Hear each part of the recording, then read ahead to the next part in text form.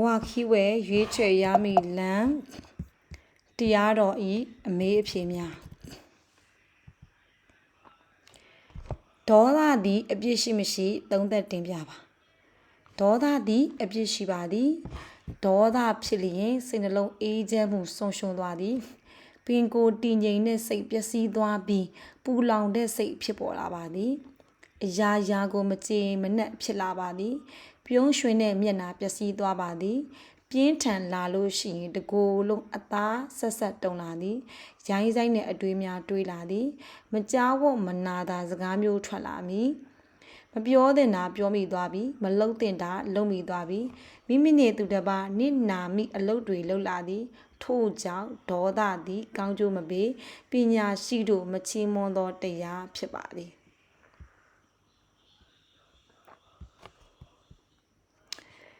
အပြစ်ဆိုသည်မှာအဘယ်နည်းကိုပစ္စည်းနှမျောခြင်းကိုမိသားစုအပေါ်တွေ့တာခြင်းလောဘသည်အပြစ်ရှိသလားအကြောင်းပြဖြေဆိုပါအပြစ်ဆိုသည်မှာမကောင်းကျိုးကိုတည်ဆောင်လာတတ်တဲ့သဘောဖြစ်ပါသည်လောဘရှိလို့ကိုပစ္စည်းကိုနှမျောခြင်းတွေ့တာခြင်းကိုမိသားစုကိုတွေ့တာခြင်းတို့သည်အပြစ်ရှိပါသည်ထိုတွေ့တာမှုသည်တောကဆိုသည့်ဆိုကျိုးကိုယူလာပါသည်ဤသည်ကအနည်းဆုံးအပြစ်ဖြစ်သည်တွေ့တာနေသမျှတောကဆိုတာလာပါသည်တောကသည်မကောင်းစိတ်ပူမှုကိုဖြစ်စေတတ်ပါသည်ပစ္စည်းရှိသူကလည်းပစ္စည်းအတွက်ကြောက်ကြသားသမီးရှိသူကလည်းသားသမီးအတွက်ကြောက်ကြရသည်ထိုအရာများသည်လောဘကပေးသောပြဿနာများဖြစ်သည်လောဘမရှိရင်ငြိမ်းနေမည်ဖြစ်သည်မြတ်စွာဘုရားရှင်ကပိယတောဇာယတောတောကိုချစ်ခင်တွေ့တာမှုသည်တောကကိုမွေးဖွားပေးတတ်သည်ဟုဟောကြားခဲ့ပါသည်ပိယတောဇာယတေတောကောဆိုသည့်အဓိပ္ပာယ်ကိုဖော်ပြပါပိယတောဇာယတေတောကောဆိုသည်မှာချစ်ခင်တွေ့တာမှုသည်တောကကိုမွေးဖွားတတ်သည်ဟုသောအဓိပ္ပာယ်ဖြစ်ပါသည်လောဘကိုမထိန်ချုပ်လျင်မိတို့သောအပြစ်များဖြစ်ပေါ်လာနိုင်သည်လောဘဤအပြစ်မိများထင်ရှားကြောင်းရှင်းလင်းဖြေဆိုပါလောဘကိုထိန်းချုပ်ရပါမည်မထိန်းချုပ်ပါကကိုပစ္စည်းကိုလိုချင်သည့်လောဘတင်သာမကသူများပစ္စည်းကိုလိုချင်သည့်လောဘဖြစ်လာပြီးဆိုပါက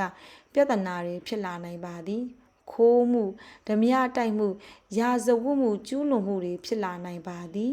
လောဘ၏အပြစ်သည်ထင်ရှားသည့်အတွက်ပညာရှိများကလောဘကိုမကောင်းဘူးဟုပြောကြပါသည်မကောင်းတဲ့လောဘကိုမထိန်နိုင်ဘူးဆိုပါက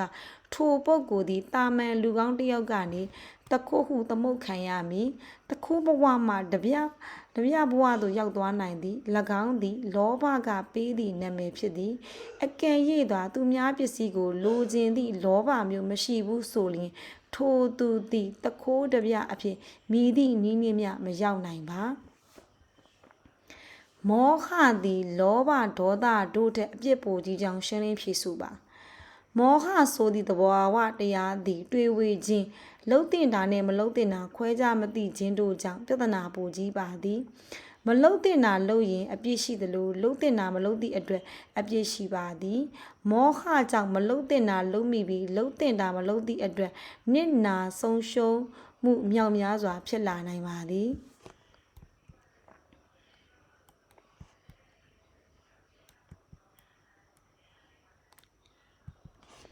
မကောင်းမှုဆိုသည်မှာအဘယ်နည်းကောင်းမှုဆိုသည်မှာအဘယ်နည်းဓမ္မပဒ၌ဖွင့်ဆိုပုံကိုရှင်းပြပါနတံကမ္မံကတတာဒုယံကတဝအနုတ္တပတိမကောင်းမှုဆိုသည်မှာပြုလုပ်ပြီးနောက်စိတ်နှလုံးကိုပူပန်စေတတ်ပြီးတံပြန်အကျိုးခံစားရလျင်ငိုယိုကြိတ်ခံစားရ၏တံစကမ္မံကတံတာဒုယံကတဝနာနုတပတိယတပတိတောသူမနောဝိပါကံပရိသေဝတိကောင်းမှုဆိုသည်မှာပြုလုပ်ပြီးနောက်မှားလိုက်တာဟုပူပန်စရာမရှိဘဲအကျိုးတရားရလာသောအခါဝမ်းမြောက်ဝမ်းသာပျော်ရွှင်စွာခံစားရ၏ဟု၍ဓမ္မပဒမှာဖွင့်ဆိုထားပါသည်